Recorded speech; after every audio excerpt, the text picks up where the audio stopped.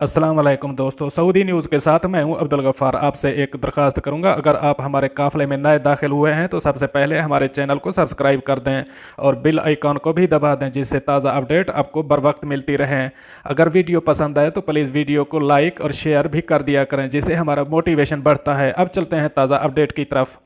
PIA के country manager मुत्तहिदा अरब अमारात Shahid Mughal corona virus में मुब्तला हो गए और करंतना मुंतकिल।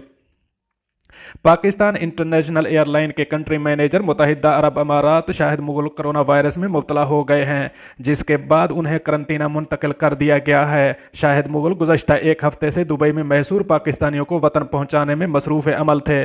PIA के अफसर ने रश के बावजूद कौंसल खाने में PIA का दफ्तर कायम करके ज़ाती तौर से हज़ारों पाकिस्तानियों की वापसी का बंदोबस्त किया।